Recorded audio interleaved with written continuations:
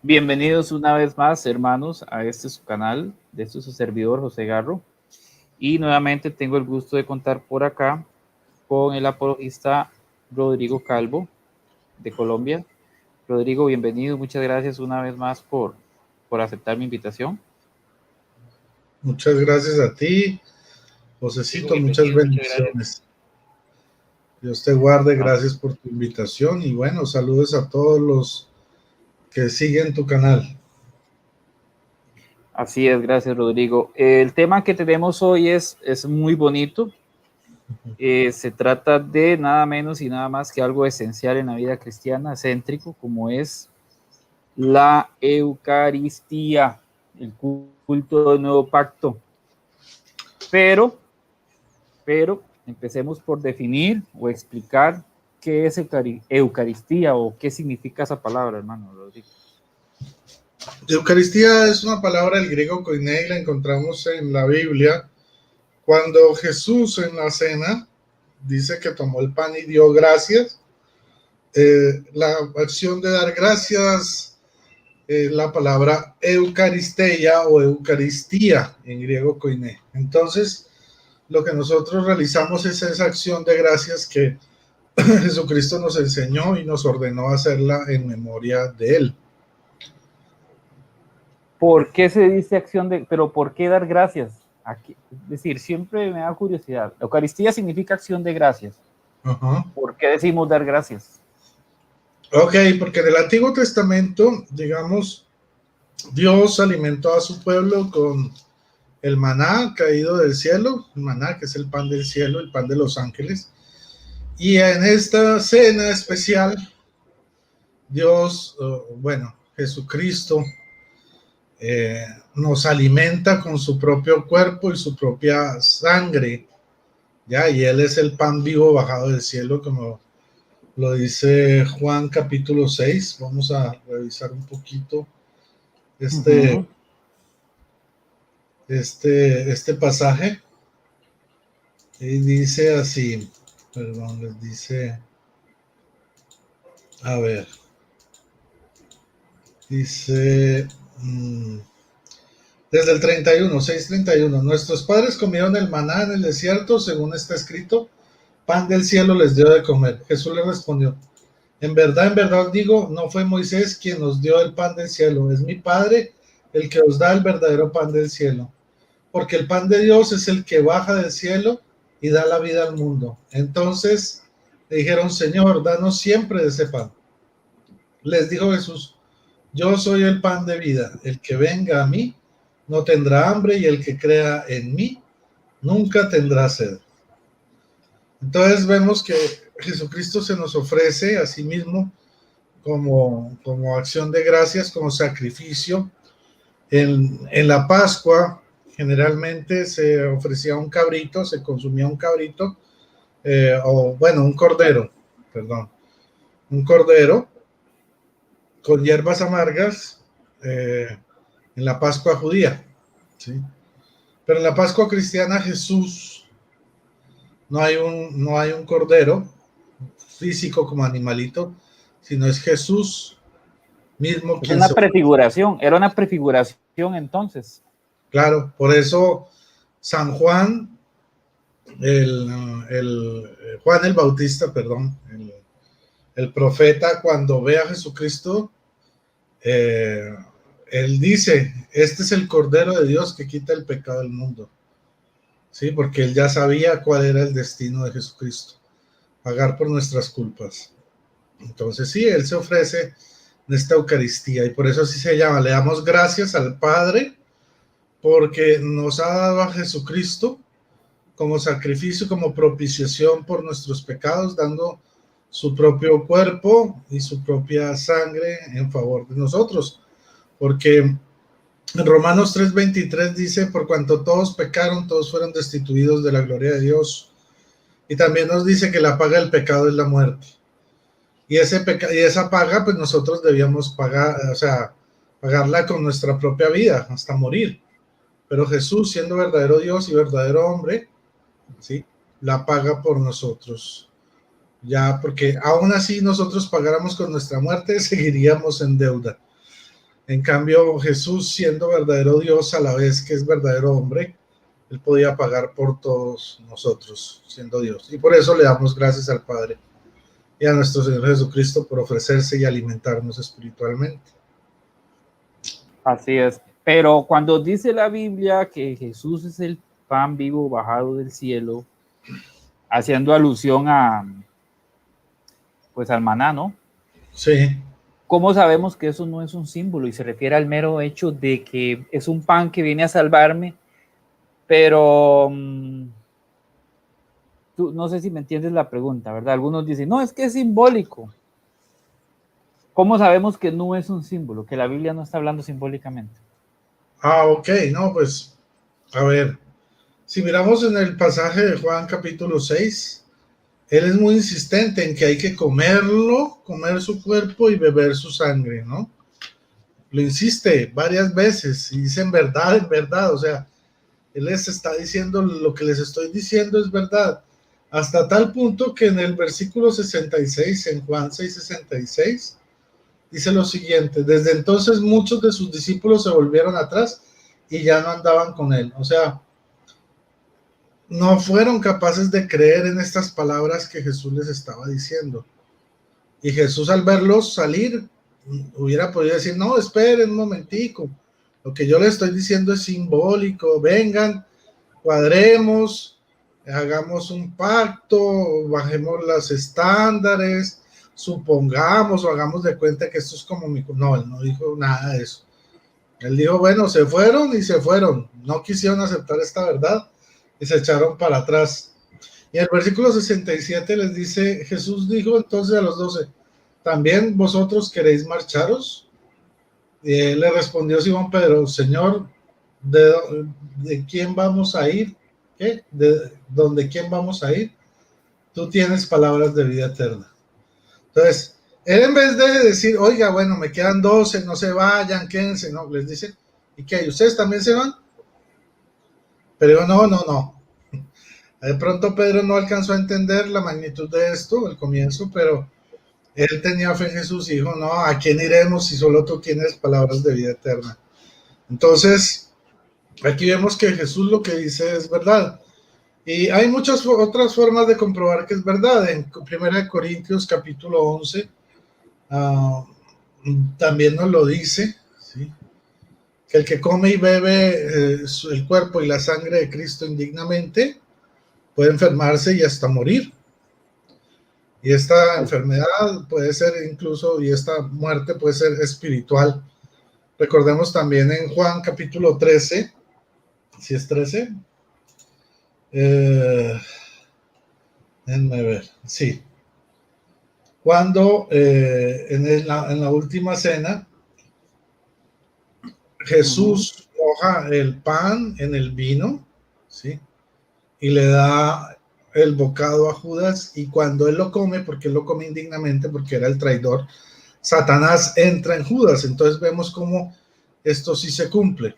Otra forma de comprobarlo es que Jesús en las bodas de Canaán hizo la primera transubstanciación, pero esa primera transubstanciación consistió en convertir el agua en vino, ¿ya? O sea, convirtió 6 tinajas de 100 litros cada una, o sea, 600 litros de agua en vino, en el mejor de los vinos.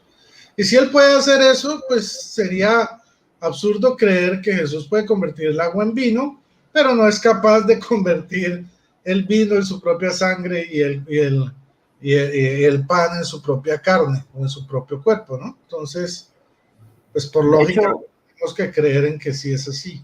De hecho, ahora que estás mencionando eso y das ese ejemplo, ¿podrías explicarnos el concepto de transubstanciación? ¿Qué es y cómo se entiende eso? Transubstanciación es cuando un elemento cambia en su esencia, pero no cambian sus accidentes, hablándolo teológicamente.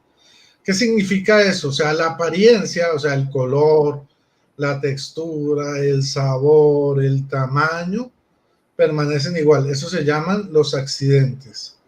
Pero cambia la esencia. O sea, la esencia es aquello que hace o que permite que una cosa sea un eso y no otra cosa. Por ejemplo, a ver, ¿qué les digo yo? Un perfume tiene su propia esencia y el olor característico de esa esencia, ¿sí?, hace que sea, y la procedencia hace que sea ese perfume y no otro perfume, ¿ya? Entonces, en este caso, en la Eucaristía cambia la esencia, se convierte, deja de ser pan para convertirse en carne de Cristo y deja de ser vino para convertirse en verdadera sangre de Cristo. De hecho, hay milagros eucarísticos registrados donde se ha visto ya físicamente no solo el cambio en la esencia, sino en los accidentes, que el pan se ve ya como carne y se vuelve carne y tiene sangre, sangre humana del ventrículo derecho del corazón. Eso es lo que llamamos los milagros eucarísticos y se han presenciado. Entonces, en la transubstanciación, ¿sí?, cambia la esencia, pero no la apariencia. Y por fe creemos que Él está verdaderamente ahí. Y lo sabemos y lo comprobamos a través de los milagros eucarísticos que por pruebas de laboratorio, de muchos laboratorios serios, que ni siquiera, o sea, han sido realizados por científicos no creyentes, han comprobado que en verdad cuando sucede el milagro eucarístico, todas las hostias pertenecen, o bueno, la carne que aparece ahí, la sangre, pertenecen al ventrículo, a un ventrículo del corazón, de un tipo de sangre que creo que es A o AB. Entonces, ahí pues ya podemos comprobar con la ciencia lo que creemos con la fe. Hay un comentario aquí en el chat, dice Juan 6:63, dice que está asociado al bautismo, la carne para nada aprovecha. Juan 3:6 dice que lo que carne es carne, pero me parece que eso es un argumento protestante para decir que nosotros no podemos hablar de la carne de Cristo porque la carne nada aprovecha. No sé si has escuchado esa... Sí, este argumento es continuo, porque Jesús va hablando y diciendo todo el tiempo, mi carne es verdadera comida y mi sangre es verdadera bebida. Y es insistente en eso. Pero en el 63 dice, el espíritu es el que da la vida. La carne no sirve para nada, pero dice la carne, no dice mi carne, dice la carne. Carne como el pollo, el pescado, para nosotros que somos gentiles y no judíos, el marrano, ¿sí?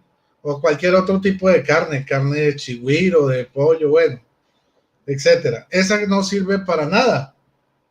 Dice, las palabras que os he dicho son espíritu y vida. Ellos utilizan este argumento para decir, si ven, Jesús cuando dice que sus palabras son espíritu, quiere decir que eso es simbólico. No. Cuando Jesús dice, el espíritu es el que da la vida y que las palabras que os he dicho son espíritu y vida, Juan está rememorando lo que él mismo afirma en su propio evangelio en el capítulo 1, versículos 1 al 4. Vamos a ver a qué se refiere, a ver si son palabras simbólicas o qué es lo que dice el texto. Dice Juan capítulo 1, versículos del 1 al 4. En el principio existía la palabra y la palabra estaba con Dios y la palabra era Dios. Ella, o sea, la palabra era Dios. Ojo, ¿qué dice? Mis palabras son espíritu y vida. Mire, cuando estaba en el principio Jesucristo, ¿era también hombre? ¿Verdadero hombre? No, él era espíritu igual que el Padre. ¿Ya? Él se volvió verdadero Dios y verdadero hombre en el momento que se encarna en María la Virgen. Y entonces dice, en el principio existía la palabra y la palabra estaba con Dios y la palabra era Dios. Ella está en el principio con Dios. Todo se hizo por ella. Sin ella no se hizo nada de cuanto existe. En ella, en la palabra, estaba la vida y la vida era la luz de los hombres. Mis palabras son espíritu y vida. O sea, por mi palabra, por lo que yo he dicho, todo ha sido creado, todo ha sido hecho. Entonces, en vez de decir que lo que estoy diciendo es simbólico, Jesucristo lo que está afirmando es que Él tiene el poder con sus palabras de hacer verdad lo que Él está diciendo, porque Él no es un mero milagrero, Él es Dios. Y entonces si Él dice que ese pan se convierte en su cuerpo y ese vino se convierte en su sangre, es porque así es, no porque sea simbólico, sino porque Él tiene la palabra de poder. Por esa palabra todo fue creado, por Él y para Él. ¿Ves? Entonces, cuando uno mira ese versículo que ponen clásicamente, pues uno lo remite a qué se refería Juan cuando habla de que pues, en boca de Jesús pone que diga, mis palabras son espíritu y vida, porque la palabra de Jesús es la vida y la luz de los hombres, ¿sí? Y Él era espíritu antes de encarnarse, o sea, ¿y cómo era espíritu? Era Dios, ¿sí? Cuando Él era espíritu, antes de la creación del mundo, o sea, era Dios con el Padre, pero era un espíritu, ¿ya? Entonces, en ese sentido, cuando Él dice mis palabras son espíritu y vida, quiere decir, mis palabras tienen el poder de Dios y las puedo hacer vivas, o sea, hacer que ese pan sea verdaderamente carne y ese vino sea verdaderamente sangre, ¿ya? Eso es. Ahora que mencionas la sangre, hay otro cuestionamiento que hacen por ahí. Pero ¿cómo vamos a beber sangre si la sangre es prohibida consumirla? Y citan pasajes del Antiguo Testamento. ¿Qué te parece ese argumento? Claro, el Antiguo Testamento tiene la prohibición de tomar sangre, a eso se le llaman alimentos kosher, ¿sí? Pero se refiere a sangre de animales, porque los judíos no tenían la costumbre de ser carnívoros, o sea, de comerse otros hombres, sí, beber su sangre, no. Se refería a la sangre de los animales, ¿sí? ¿Por qué? Porque la Biblia enseña que en la sangre está la vida, por eso estaba vetada tomar cualquier tipo de sangre de animales. Pero en el caso de Jesús, Jesús nos da su sangre porque Él mismo es la vida y no es un animal, Él es Dios, ¿ya? Entonces nos da su sangre como verdadero Dios y verdadero hombre a la vez. Eso es. Entonces no va en contravía con lo que dice el Antiguo Testamento, basta con leer y si uno lee el texto completo se dará cuenta que a qué animales se refiere sobre beber la sangre y la Biblia es muy específica. De hecho, en el Evangelio, en Mateo 15, me parece, por ahí, el Señor Jesús dice que lo que hace impuro al hombre no es lo que entra por su boca, sino lo que sale de su corazón, para empezar. Entonces, Exacto. el Nuevo Testamento supera al Antiguo Testamento en ese punto. Por allá en Colosenses 2:16, me parece, San Pablo dice, y no lo juzguen por asuntos de comida, ni bebida, ni sábados, ni esas cosas.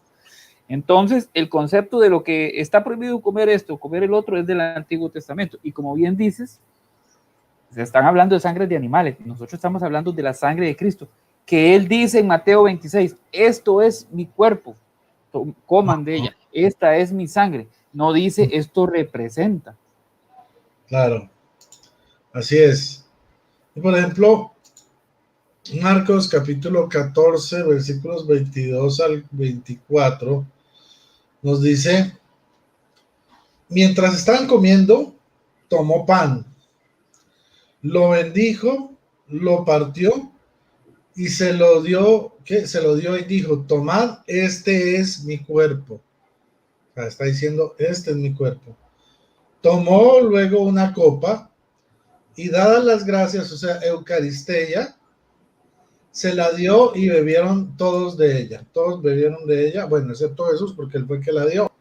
Les dijo, esta es mi sangre de la alianza.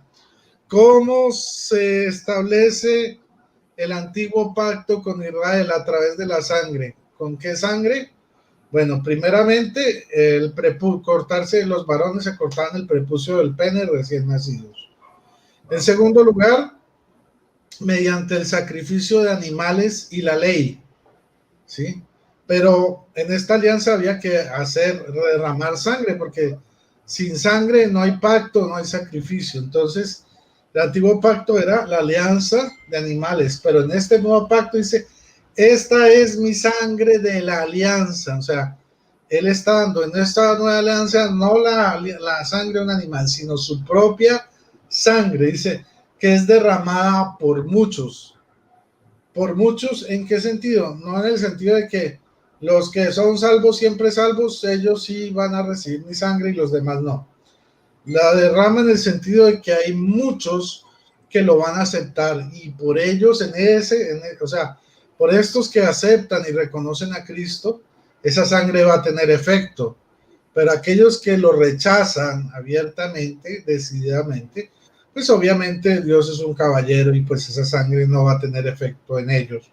Ellos se condenarán por rechazar la sangre de Cristo. Dice, yo os aseguro que ya no beberé del producto de la vid hasta el día que beba de nuevo en el reino de Dios. Entonces, ¿qué es lo que nos dice? Que Él no va a tomar nada, ¿sí? Por eso reparte. Y vemos que Él tampoco comió del pan, porque este es otro argumento protestante que dicen, bueno, y entonces ¿cómo hizo Jesús? Jesús se comió a sí mismo cuando comió el pan.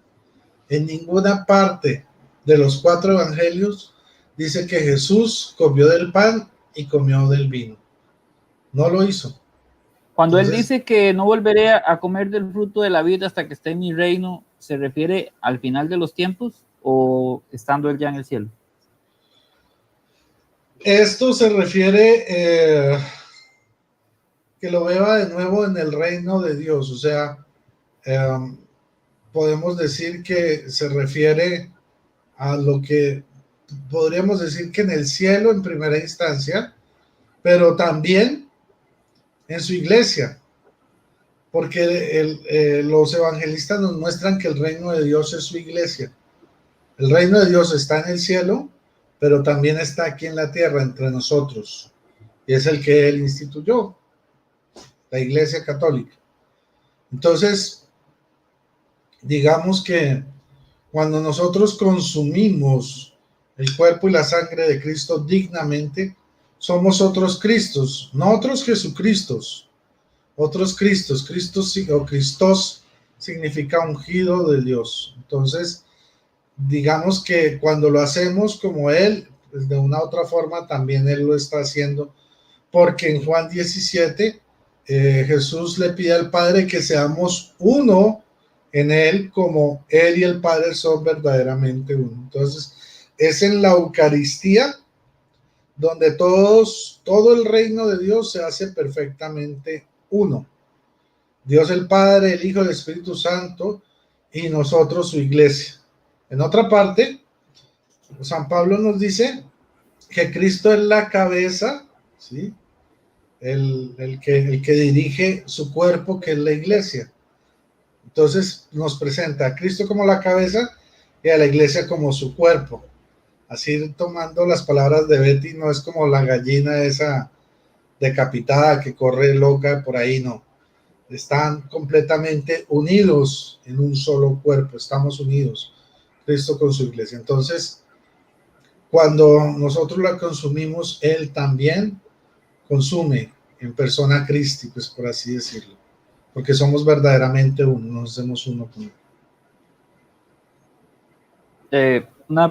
Aquí hay un comentario ahora que dices eso de Francisco Sub, dice, Jesús con su carne perfecciona nuestra naturaleza, ¿verdad? Pues sí, santifica, ¿no? Convierte nuestra naturaleza corruptible en incorruptible. Es un alimento para el alma, donde digamos que nos alimentamos de la inmortalidad de Dios. Él nos hizo su imagen y semejanza, con un alma inmortal, con un espíritu inmortal. Pero a raíz del pecado, pues ese espíritu, esa alma, pues lleva a corrupción y lleva a la muerte. Y es en Cristo Jesús que volvemos a alimentarnos de esa incorruptibilidad, de esa eternidad, y disfrutamos de la misma naturaleza que Dios en nosotros. Nos alimentamos de Dios mismo. Sí. Así es, hermano. Entonces, a ver, nosotros, bueno, cuando a mí me han preguntado, pero Jesús estaba en el pan cuando dijo, este es mi cuerpo y estaba sentado, ¿cómo es la cosa? Pero se les olvida que Jesús es omnipresente, ¿verdad? Aunque no se comió él mismo. Claro, Jesús es omnipresente, ¿sí?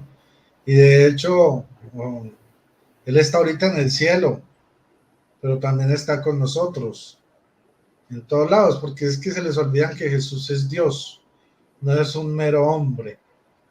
O sea, Él podía estar donde quisiera. De hecho, cuando resucitó, recuerden que estaban todos los discípulos encerrados, nos lo dice el Evangelio de Juan, cuando de pronto Jesús se les apareció en medio. Y ellos se asustaron, porque pues, ¿por dónde entró? Y pensaron que era un fantasma, pero dijo, no, soy yo, tóquenme. Aquí están mis llagas. Y era Él, perfectamente Él. Que Él es Dios, Él puede estar donde quiera y puede aparecer donde quiera. Y está en todos lados. O sea, díganme un solo lugar de todo lo que existe donde Dios no pueda estar. ¿Qué puede existir fuera de la presencia de Dios? Nada, nada. Todo lo que existe está bajo su presencia. Si hubiera algo por fuera de la presencia de Dios, quiere decir que hay otro Dios que es capaz de crear por fuera de la presencia de Dios. Y eso es absurdo. De hecho, hay otro cuestionamiento que hacen, Rodrigo, cuando dicen, es que cómo los católicos se van a comer a Cristo y después lo van a votar por la letrina. ¿Qué te parece Bueno, esa postura? eso es una bobada porque en primer lugar el cuerpo toma lo que le aprovecha, ¿sí? Entonces, y lo otro no lo desecha. O sea, el protestante piensa que si uno come pan, en 8 horas va al baño y poposea pan.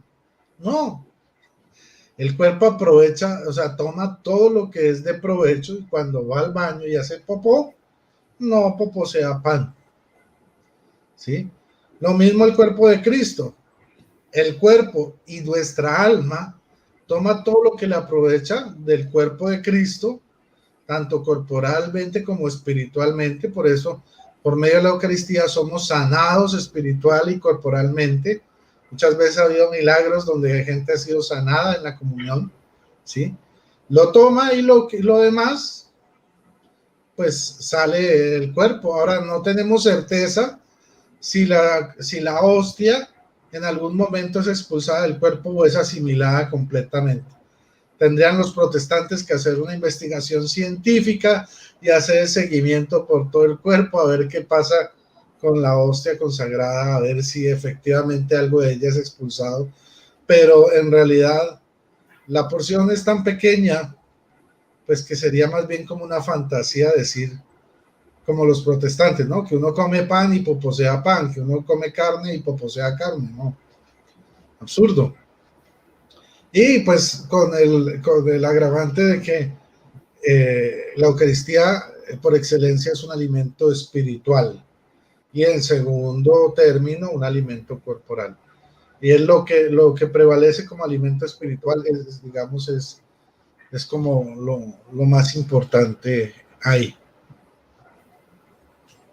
Entonces, Sí, es un argumento muy pobre para desacreditar la Eucaristía y la enseñanza bíblica, porque el Evangelio de Juan 6, 53, 54 dice, esta es mi carne, es verdadera comida, mi sangre es verdadera bebida, dice el que es que ningún ser humano, es que no come mi solo carne no ellos tiene vida eterna. piensan que en el caso de la Eucaristía, un cristiano come la Eucaristía y va al baño y poposea la Eucaristía. No, Entonces, lo que poposea ya no es Eucaristía, ya no es ni pan, no es carne, no es es nada.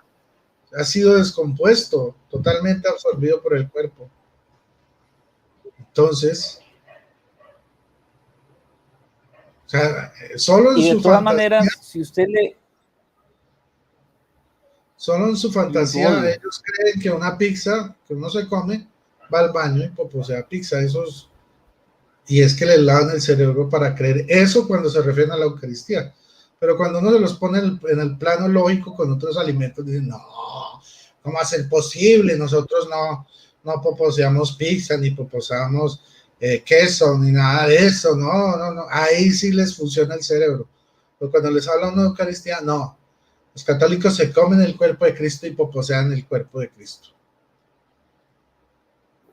De todas maneras, así es. De todas maneras, San Pablo dice en 1 Corintios 11, del 23 al 20 en adelante, ¿verdad? Que él recibió del Señor, que la noche que iba a ser entregado tomó pan, y llega a decir en el 29, me parece, que el que coma indignamente el cuerpo de Cristo come para su propia condenación, parafraseando el texto. Quiere decir que no es un símbolo, no podemos profanar un mero símbolo, ¿o sí? No es un mero símbolo. Exactamente. Es el alimento real. A ver, ¿en qué parte de la Biblia tocaría preguntarles? Dice que cuando Israel comía el maná que venía del cielo, Israel popuseaba el maná. O sea, que hacían popó y salía maná. ¿De dónde? Lo que me muestren el texto de la Biblia donde decían que Israel se alimentaba con el maná de Dios y que luego iban al baño y poposeaban maná. No lo van a encontrar porque sus argumentos son los más torpes de este mundo. Así bueno. Es.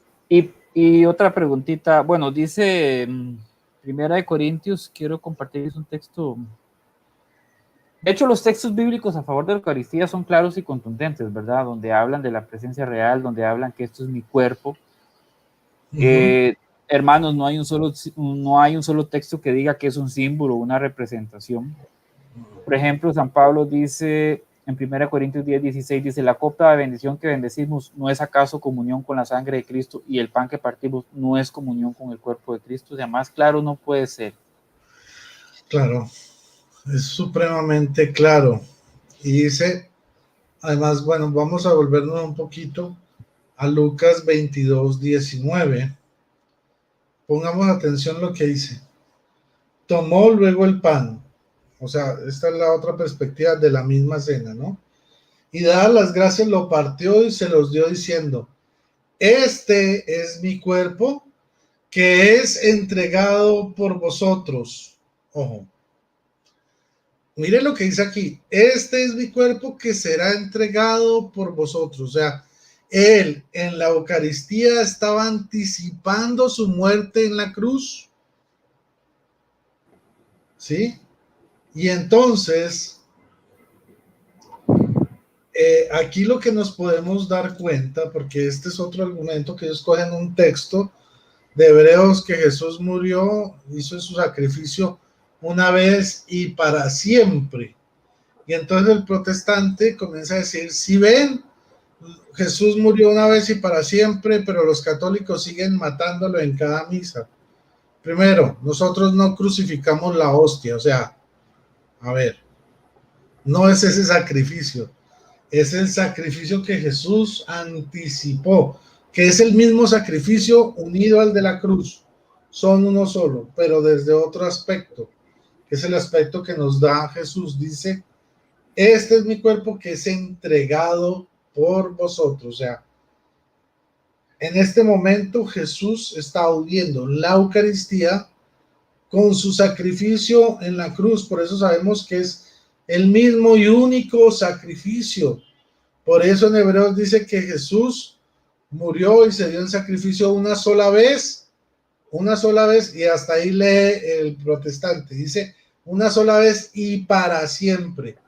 Quiere decir que nosotros hacemos este único sacrificio a través de los siglos, porque se une a ese único sacrificio en la cruz, pero nosotros lo hacemos para siempre, en la forma que Él nos lo enseñó. Se perpetúa, se actualiza. Se perpetúa bajo las especies del pan y el vino, y por el poder de Dios impartido al sacerdote, se unen a ese único sacrificio en la cruz, una sola vez y para siempre.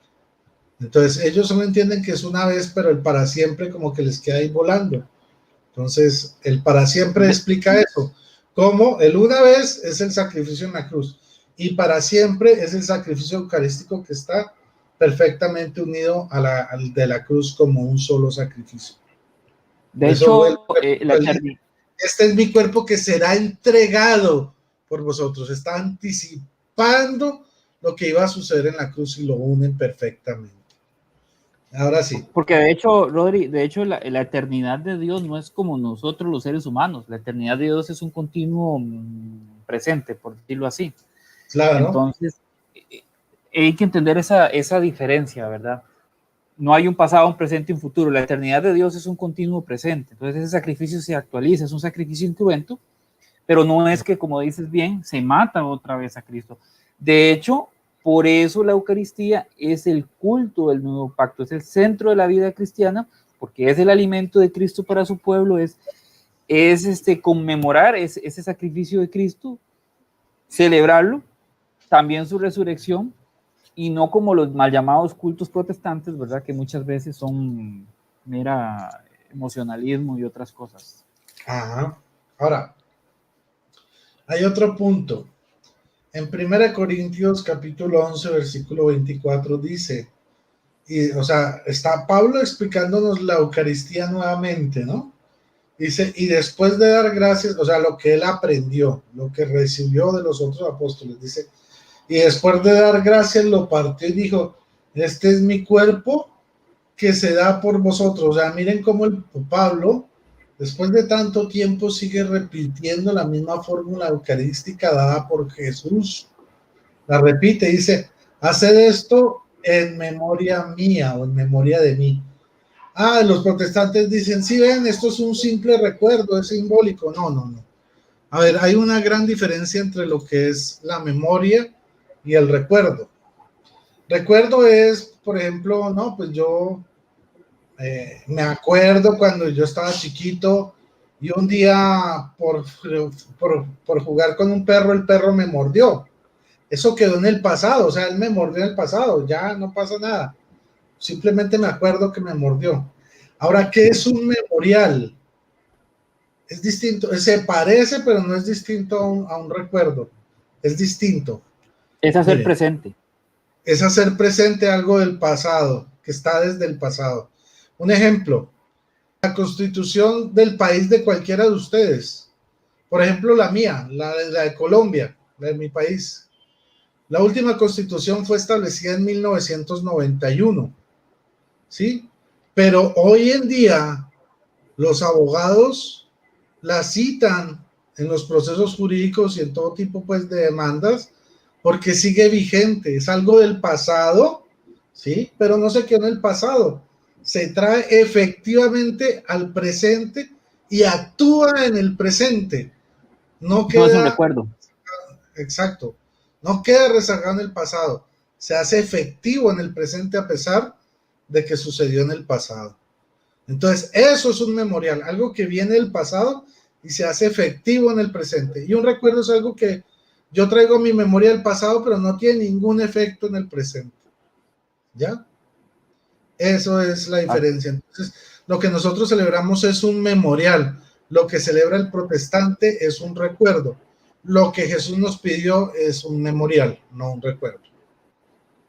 Exactamente. Y de hecho, la iglesia lo celebra todos los días, como por ejemplo se ve en Hechos 2:42, que dice que celebraban la fracción del pan al diario, que de hecho la fracción del pan es la Eucaristía, y que hay evidencia que los primeros cristianos la celebraban en las catacumbas romanas, allá en los primeros siglos, que por eso eran perseguidos, porque eran considerados una religión caníbal.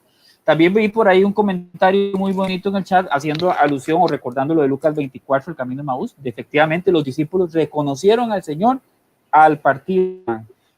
Tú quieres una verdadera relación con Cristo, reconocerlo es en la Eucaristía. Sí, no lo reconocieron cuando lo tuvieron al lado, lo reconocieron fue cuando partió el pan.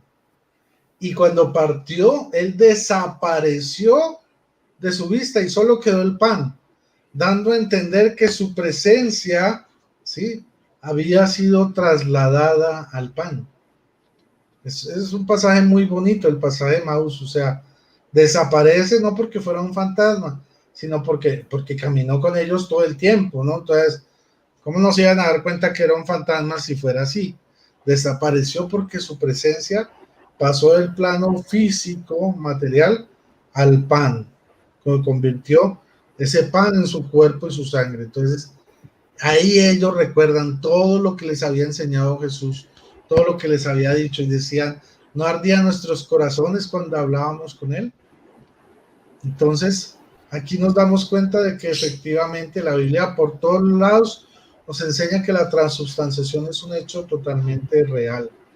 Y los primeros cristianos también lo creían. Miren, por ejemplo, les voy a leer algo de San Ignacio de Antioquía. Él tiene muchas disquisiciones sobre lo que es la Eucaristía, pero voy a leerles unita por acá.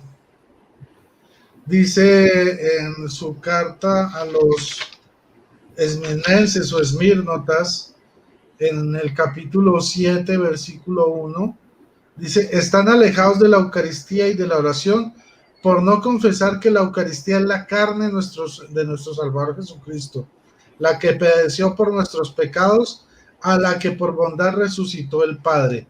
Los que se oponen al don de Dios mueren haciendo inquisiciones. Les convenía amar para que también resucitasen.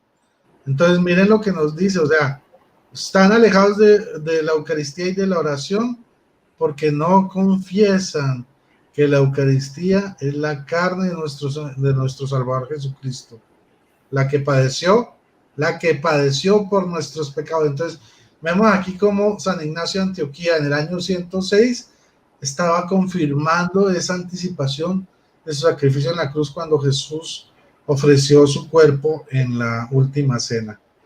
Entonces, miren esto tan bello que nos enseña San Ignacio. Creo que en la carta a los romanos también hay una reseña al respecto. Permítanme, la voy a buscar. Mientras tanto, a ver, denme un segundo.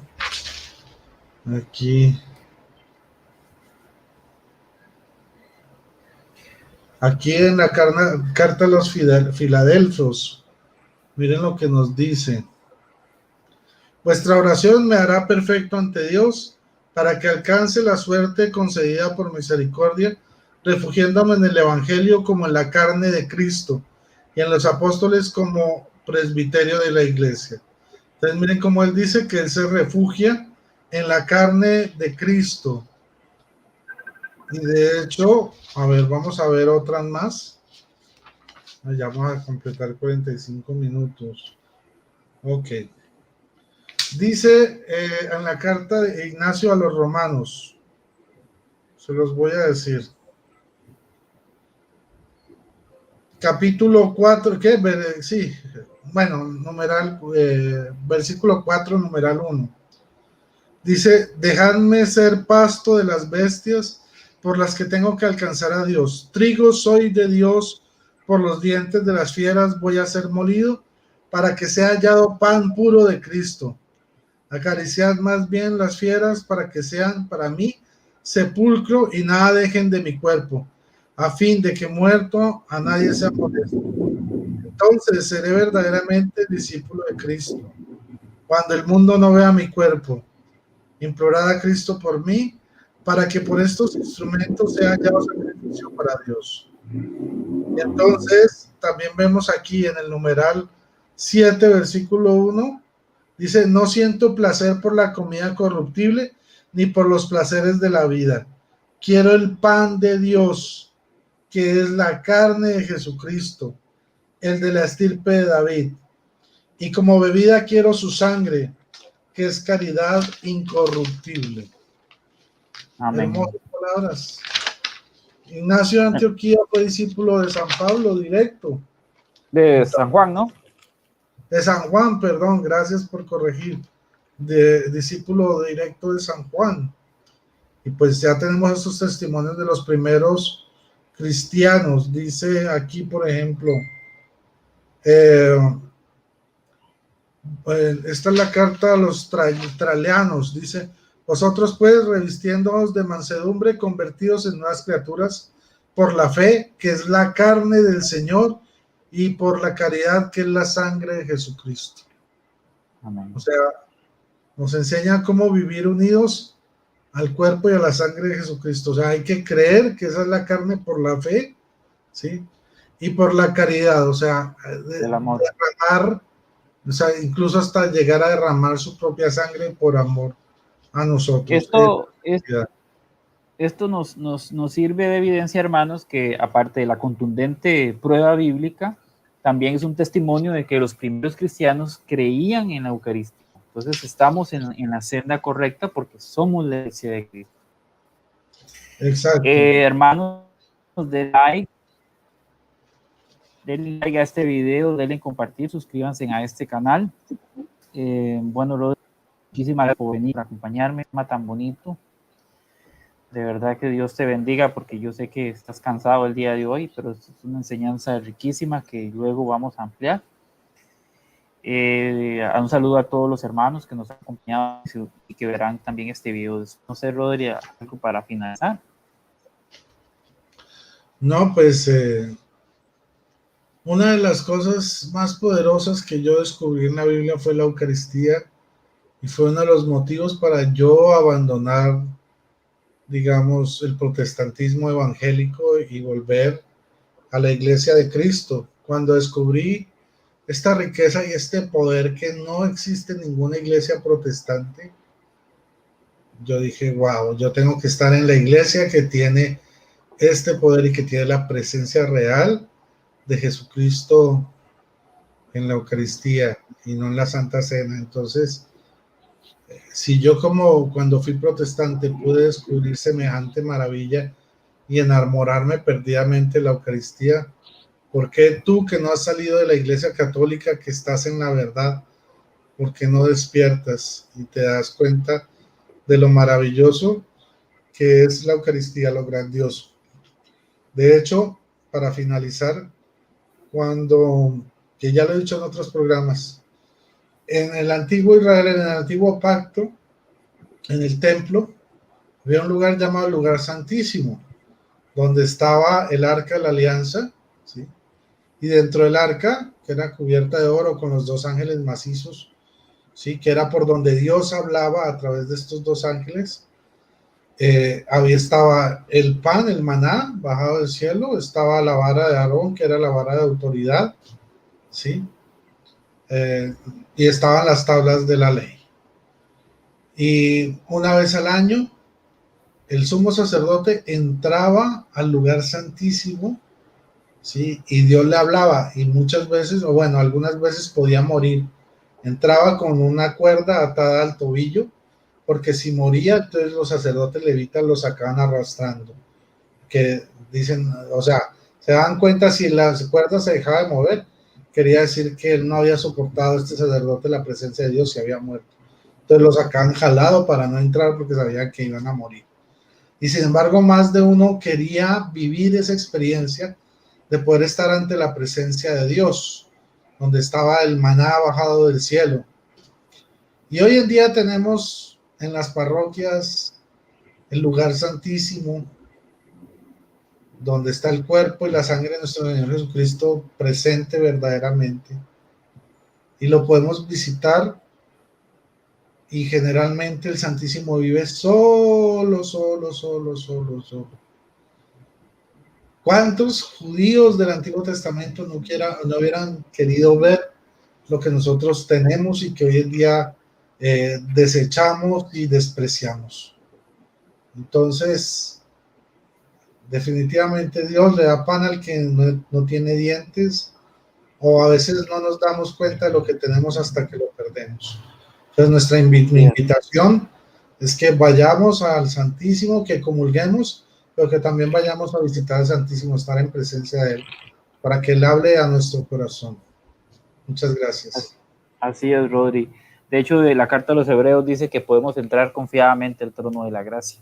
Así que vivamos una vida sacramental, de confesión, de comunión, vayamos al Santísimo a adorar a Jesús sacramentado y disfrutemos esta maravillosa riqueza que tenemos de ser la iglesia verdadera, la de Cristo, la Eucaristía, el culto del nuevo pacto, presencia real, y la Biblia nunca dice que sea un símbolo. Rodri, de verdad, muchas gracias. Dios te bendiga, gracias por la invitación. Hoy tenemos que terminar un poquito antes, pero espero que no sea la última vez. Y hermanos, denle like, denle compartir. Y como dice Betty, vámonos. Bueno, bendiciones y que viva Cristo Rey. Bye bye. Amén.